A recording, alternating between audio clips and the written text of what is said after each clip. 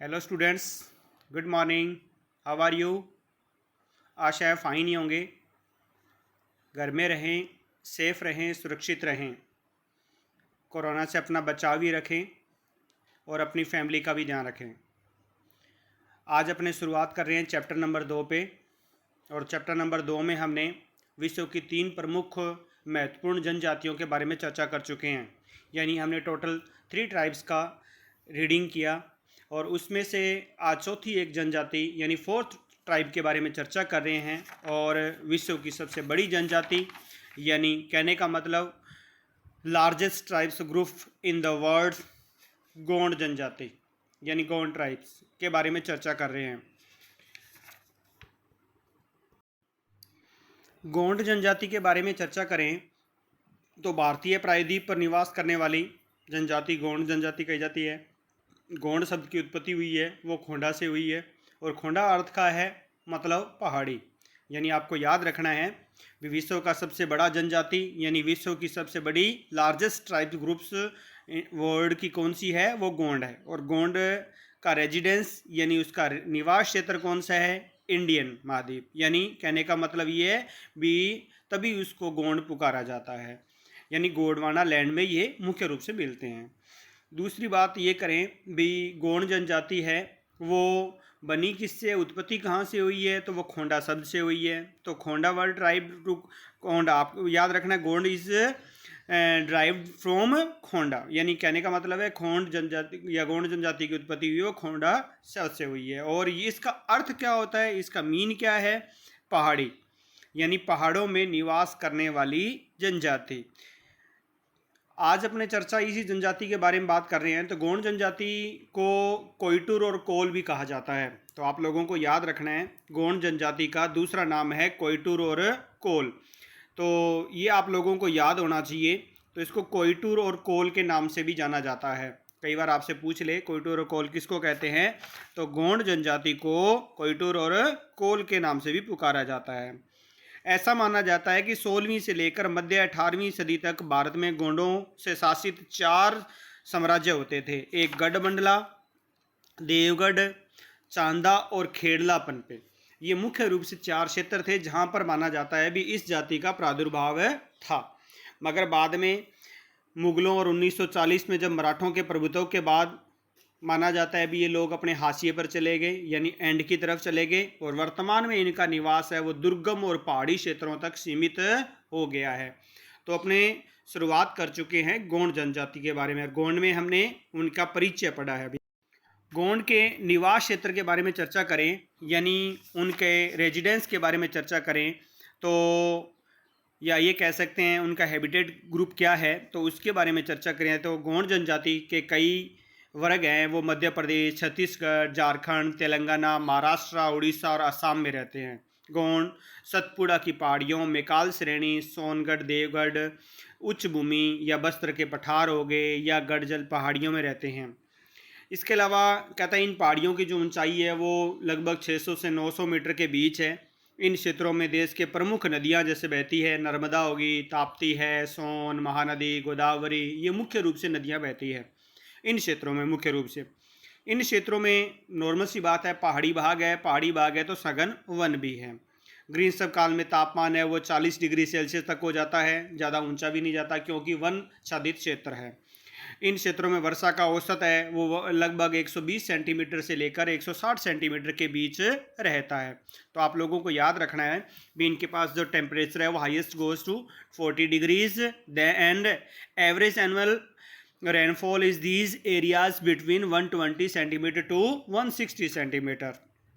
बात करते हैं इनके आर्थिक क्रियाकलाप के बारे में यानी कहने का मतलब इनकी इकोनॉमिक एक्टिविटीज़ के बारे में चर्चा करते हैं। तो ये लोग आत्मनिर्भर होते हैं। पहली बात तो ये आप लोगों को याद रखनी है पहाड़ी क्षेत्रों में है और पहाड़ी क्षेत्रों में पहुंच कम होती है तो इनको अपने आप आत्मनिर्भर बनना पड़ता है। इनके जीवन की आवश्यकताएं बहुत ही साधारण होती है। इन लोगों का मुख्य व्यवसाय जूमिंग कृषि यानी जिसे अपने स्थानांतरित कृषि बोलते हैं, अलग अलग नाम से जिसे अलग अलग क्षेत्र में पुकारा जाता है। वह आखेट है।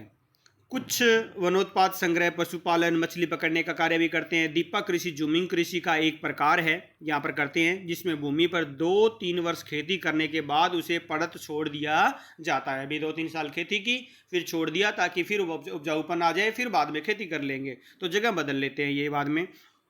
इस प्रकार की कृषि में पेड़ों व झाड़ियों को जलाकर व भूमि को साफ कर कर खेत तैयार करते हैं। उसमें फावड़े और हल से कुरेद कर बीजों को छिड़क कर बोते हैं।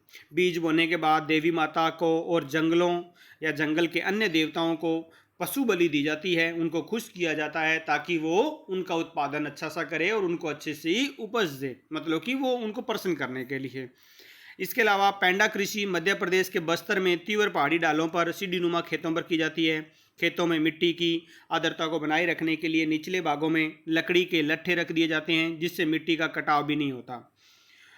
इसके अलावा कुरुख, केवट और धीवर वर्ग के गोंड जो मुख्य रूप से मछुआ कर्म द्वारा जीवन यापन करते हैं, पशुपालन भी करते हैं ये लोग। इनमें रावत वर्ग का मुख्य पेशा पशुचारण करना और दूध बेचना है, ये आप लोगों को याद रखना है। रावत वर्ग पहले होता किसमें है? गोंड जनजाति में। इनका काम क्या है? मुख्य रूप से पशुचारण करना और दूध बेचना, तो ये आप लोगों को याद रखना है। Rawat Gond are mainly managed into cattle जो वर्क है, या कहने का मतलब है ग्रेजिंग का वर्क करेंगे एंड सीलिंग मिल्क, और दूध बेचने का काम करेंगे। चर्चा करते हैं इनके आखेट के बारे में, शिकार के बारे में। तो शिकार के बारे में आप लोग पहले सभी के बारे में पढ़ के आए और उसमें आपने अलग अलग पद्धतियाँ पढ़ी। तो ये लोग भी जानवरों का शिकार करते हैं। आपको ये भी पता है भी भारत में आजकल लगभग आखेट पर या शिकार करने की जो प्रणाली है उस पर रोक लग गई है, यानी कानूनी रूप से प्रतिबंध लगा दिया गया है। तो आखेट करना राज्य के नियमों में निषेध है, फिर भी ये लोग क्या करते हैं? जीवों का शिकार करते हैं। धीरे धीरे शिकार का स्थान अब कृषि ने ले लिया है। अधिकांश गोंड लोग हैं वो कृषक बन गए हैं। बात करते हैं इनके भोजन के बारे में। तो ये मुख्य रूप से कोदू व कुटकी जैसे स्थानीय अनाज गोंडों का मुख्य खाद्यान्न है।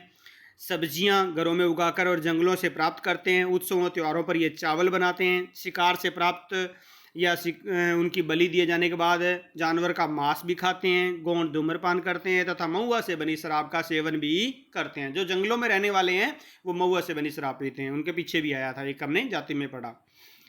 वस्त्र और आभूषण के बारे में इनसे चर्चा की जाए। वस्त्र और आभूषण के बारे में बात करें तो गोंड प्राय सूती वस्त्र पहनते हैं। पुरुष धोती और स्त्रियां साड़ी और चोली पहनती है। पुरुष और स्त्रियों में दोनों चांदी और एल्यूमिनियम के गहने पहनते हैं। स्त्रियां कांच की रंग बिरंगी चूड़ियां व गले में काले मनकों व कोड़ियों से बने हुए हार पहनती है। स्त्रियां अक्सर शरीर पर गोदना गुदवाती है और ये इनके मुख्य है, ये आप लोगों को याद रखना है। जैसे भीलों में थोड़ा अलग स्टेज थी, इनकी स्टेज थोड़ी अलग है। में गोंड महिला द्वारा शरीर पर गुदवाया गोंदना देख सकते हैं। जैसे आपको एक डायग्राम में दिखाई दे रहा होगा, चित्र आपके सामने है और उन्होंने जैसे एक शरीर पर गोदवाना गुदवा रखा है। कहने का मतलब ये जैसे अपने टैटू बनवाते हैं। इसके अलावा लड़कियां अपने बालों में जूड़े में सफ़ेद बांस से बने आधे दर्जन तक कंघे भी रखती है। ये इनकी एक विशेष निशानी है। इनके निवास गृह के बारे में बात करें तो गोंड नंगले अर्थात पल्ली और छोटे छोटे गांवों में रहते हैं। अब नंगले और पल्ली ये क्या है? गांवों के रूप है। आप लोगों को याद रखना है, एक चैप्टर आएगा उसमें अपने बात करेंगे, पल्ली के बारे में बात करेंगे, नंगला के बारे में बात करेंगे और इसके अलावा डाणी के बारे में बात करेंगे। तो ये गाँवों के रूप हैं अलग अलग। तो पल्ली और नगले रूप में रहते हैं, छोटे छोटे गाँवों में रहते हैं। जिस स्थान पर आवास बनाना होता है उसका शगुन निकलवाकर उस स्थान पर ये क्या करते हैं? पहले उत्सव बनाते हैं। वहाँ बतख व मुर्गे की बलि देते हैं। इनके मकान घास फूस व मिट्टी के बने होते हैं, जिसमें रहने का कमरा, रसोई, बरामदा व पूजाघर जरूर होता है। ये इनके मुख्य रूप से निवास गृह के बारे में है। तो आप लोगों को याद रखना है भी ये निवास गृह बनाते हैं, उसका पहले शगुन निकलाते हैं, यानी छोटे छोटे गाँवों पल्ली और उनके नगले छोटे छोटे गाँव होते हैं। फिर उनका शगुन निकाल के उत्सव बनाते हैं। फिर वहाँ पर बतख और मुर्गे की बलि देते हैं। फिर उस वहाँ पर क्या करते हैं? घास फूस और मिट्टी के मकान बनाते हैं और उसमें सभी प्रकार के जो अपने भवन में जिस प्रकार से पूजा घर, रसोई, कमरा, बरामदा होता है उन सभी का निर्माण करते हैं। बात की जाए इनके औजार और बर्तन के बारे में तो गोंड लोगों के औजार बहुत साधारण होते हैं जो स्थानीय कारीगरों द्वारा बनाए जाते हैं। स्थानीय जैसे लुहार फालियाँ बनाने का काम, खुरपी, फावड़ा, दराती या इसके अलावा कुल्हाड़ी, तीरों की नोक आदि बनाते हैं। इसके अलावा लकड़ी का सामान में ये लोग स्वयं ही बना लेते हैं। गोंड के घरों में कुछ चारपाइयाँ और लकड़ी के स्टूल होते हैं। दरियाँ बैठने और सोने के लिए काम में ली जाती है। बात करते हैं इनके समाज और संस्कृति के बारे में तो हमने अलग अलग सभी जातियों के समाज और संस्कृति के बारे में चर्चा की थी। ऐसी चर्चा इसके बारे में करते हैं। तो गोंड जो जनजाति है वो पुरुषसत्तात्मक समाज में रहने वाली है। हमने पढ़ा भी इंडियन जनजातियाँ हैं वो लगभग एक जैसी है। पिता की मृत्यु के उपरांत उसकी संपूर्ण अचल संपत्ति उसके पुत्रों में बांट दी जाती है। सबसे बुजुर्ग पुरुष परिवार का मुखिया होता है। गोंड लोगों में सेवा विवाह, विनिमय विवाह, हरण विवाह और विधवा विवाह का प्रचलन है। ये आप लोगों को याद रखना है। गोंड जनजाति में कौन कौन से विवाह किए जाते हैं तो कौन से विवाह करते हैं? सेवा विवाह, विनिमय विवाह, हरण विवाह और विधवा विवाह करते हैं। इन लोगों में विवाह समारोह किसी भी प्राकृतिक स्थान जैसे जल स्रोत के निकट या आम के वृक्ष के नीचे करते हैं। इस अवसर पर अनिष्ट से बचने के लिए रामधुनी का आयोजन करते हैं और गांव में मुखिया को पटेल और मुखादम तथा गांव के चौकीदार को कोतवार के नाम से जाना जाता है। तो ये आप लोगों को याद रखना है। मुख्य रूप से गांव के मुखिया को क्या बोलते हैं? पटेल और मुखादम। ये आप लोगों को याद रखना है। और चौकीदार को कोतवार या फिर चौकीदार के नाम से जानते हैं। आपसी विवादों का निपटारा गांव की पंचायत करती है। गांव के पुजारी व पुरोहित को ये क्या कहते हैं? देबारी। ये भी आप लोगों को याद रखना है। देबारी क्या है? देबारी क्या है इनमें?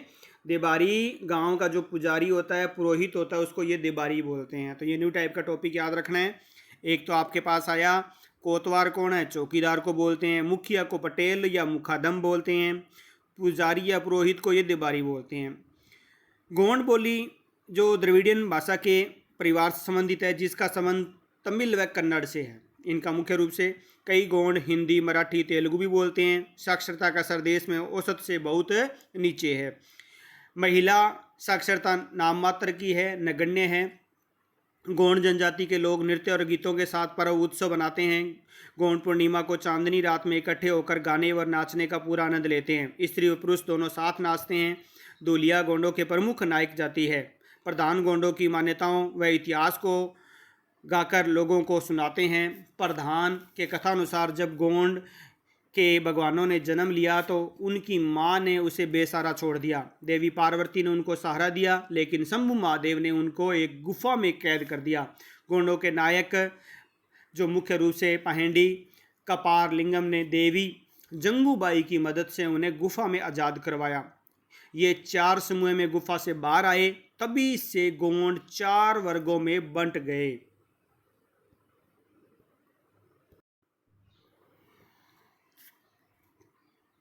तो इसलिए गोंडों के कितने वर्ग हो गए? 4। तो ये आप लोगों को याद रखना है। 4 वर्गों में इनका विभाजन हो गया और 4 वर्गों के अनुसार ये माना गया भी वो गुफा में से जैसे बाहर आए थे तभी से गोंडों के 4 वर्ग बना दिए गए जिसे गोंडी भाषा में सगा कहते हैं। ये आप लोगों को याद रखना है। सगा क्या है? तो सगा क्या है? जो इनके 4 भाषाई ग्रुप बने थे उसे क्या कहा जाता है? सगा। तो ये आप लोगों को याद होना चाहिए। गोंड भाषा के 4 मुख्य वर्ग हैं जिन्हें सगा कहते हैं। गोंड भूतकाल में मुर्गों को आपस में लड़ाकर अपना मनोरंजन करते थे। बड़ा देव श्री शंभु महादेव और परसापेन इनके प्रमुख देवता माने जाते हैं। शीतला माता व छोटी माता देवी की भी पूजा करते हैं। ये लोग देवी देवताओं का प्रसन्न करने के लिए भेड़ बकरियों की बलि देते हैं। इनमें अनेक प्रकार के जादू टोनों का भी प्रचलन है। रात्रि जागरण ये करते हैं। अधिकांश गोंड हिंदू हैं पर कुछ लोग प्रकृति पूजक हैं। प्रकृति पूजकों का विश्वास है कि भगवान वनों में निवास करता है। गोंड लोग काली, दंतेश्वरी, बड़ा देव को नर बलि भी देते हैं जिसे 19वीं सदी में अंग्रेजों ने प्रतिबंधित कर दिया था। गोंड जो मुख्य जनजाति के लोग मृत शरीर को जलाते और दफनाते भी हैं। इनका विश्वास है कि आत्मा अजर और अमर है। तो ये थोड़ा सा इनका सांस्कृतिक परिचय था। चर्चा करते हैं गोंड जनजाति की आधुनिक संस्कृति से संपर्क के बारे में। तो कहता है गोंड लोगों के आवास क्षेत्रों में औद्योगिक विकास के कारण विगत 30 वर्षों में मुख्य रूप से श्रमिक कर्म की प्रवृत्ति बढ़ी। बड़ी संख्या में लोग खदानों व विनिर्माण उद्योगों में श्रमिकों के रूप में कार्य करने लगे हैं। इसके अलावा खनन और निर्माण केंद्रों के समीप इनकी नई और स्थायी बस्तियां बन गई। इन बस्तियों में अस्पतालों, विद्यालयों, बाजारों और बैंकों, पंचायतों की स्थापना हुई। सड़क व रेल मार्गों के जाल से इनका संपर्क शहरों से बढ़ा। जीवन शैली में तेजी से बदलाव आया है। पुराने रीति रिवाज और परंपराओं ने पकड़ ढीली हो गई है इनकी, क्योंकि आधुनिक संस्कृति के संपर्क में आ चुके हैं।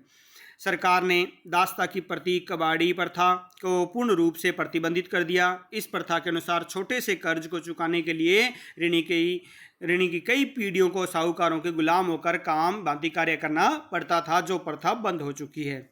शिक्षा का स्तर बढ़ने लगा है। जीवन अधिक सुविधाजनक हो गया है। गौड़ जनजाति अनुसूचित जनजाति में शामिल होने के कारण इन्हें सरकार से कई सुविधाओं का लाभ मिल रहा है।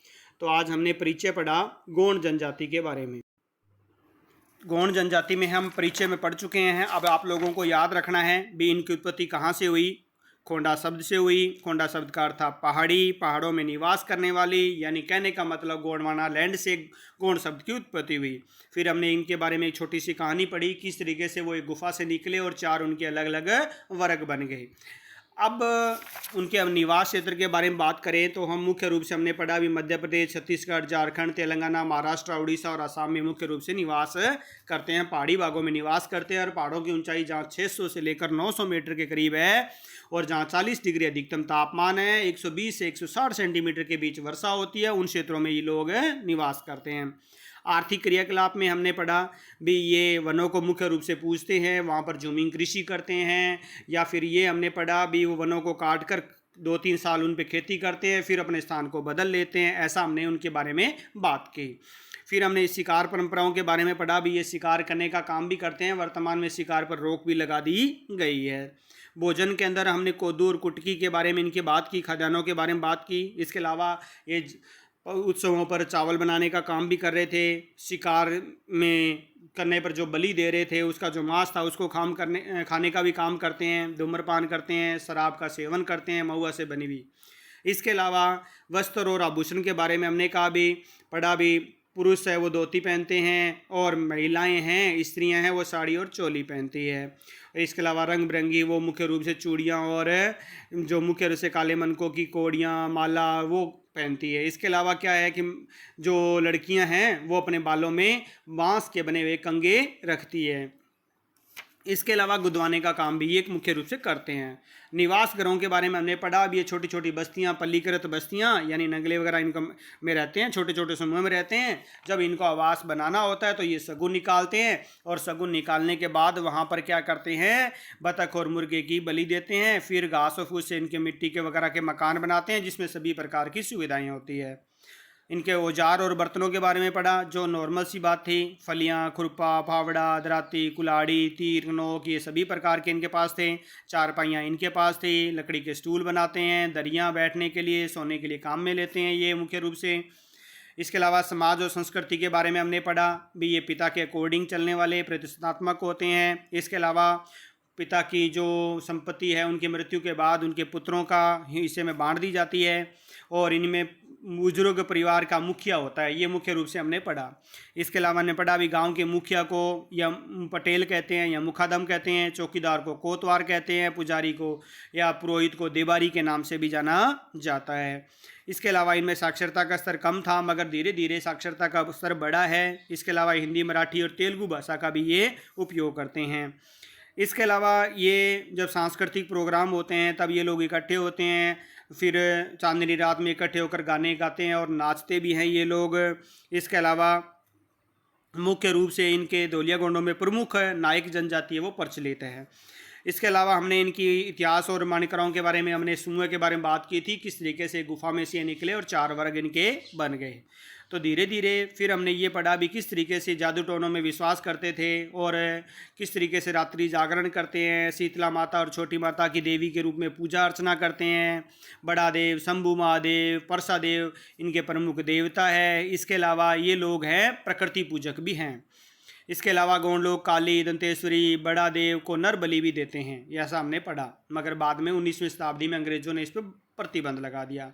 आधुनिक संस्कृति आप जानते ही हैं भी वर्तमान की जो सभ्य समाज की या इनके लिए जो मॉडर्न कल्चर की जो लाइफ थी वो बदलाव आया है, क्योंकि आधुनिक संस्कृति के संपर्क में आने पर सुख सुविधाओं का विस्तार हुआ है, जिसकी वजह से इनको ज्ञान हुआ है और इनका धीरे धीरे परिवर्तन हो चुका है। तो ये हमने बात की गौड़ जनजाति के बारे में। तो अब आपने विस्तार से गौड़ जनजाति के बारे में क्वेश्चन लिखना है और उसमें महत्वपूर्ण बिंदुओं को, जैसे आपने पीछे जनजाति में लिखे थे वैसे ही आपने इस जनजाति का वर्णन करना है। तो आज आपने मुख्य रूप से गौड़ जनजाति का अध्ययन किया है। अब अपने चैप्टर नंबर 2, चैप्टर नंबर 2 विश्व की प्रमुख जनजातियां यानी विश्व की प्रमुख tribes, world famous tribes, 4 tribes के बारे में हमने चर्चा की है, major tribes of the world, जिसमें मुख्य रूप से हमने 4 जनजातियां पढ़ी। तो आप लोगों को ये चारों जनजातियां लर्न करनी है और उसके ऊपर जो क्वेश्चन बनते हैं चारों के, पहले आपने हर इसमें टॉपिक के अकॉर्डिंग जिस प्रकार की जनजाति ट्राइब्स आ रही है उसकी new type question, 1 line question, short question आपने लिखने हैं और फिर उसके लार्जेस्ट क्वेश्चन आपने लिखने हैं। तो इसके अकॉर्डिंग आप उसको चैप्टर को तैयार करेंगे और आज हमारा चैप्टर नंबर 2 समाप्त हुआ। Thank you. आशा है आप सभी इस चैप्टर को समझ गए होंगे और मुझे विश्वास है भी आप इस चैप्टर को क्लियर कर लेंगे।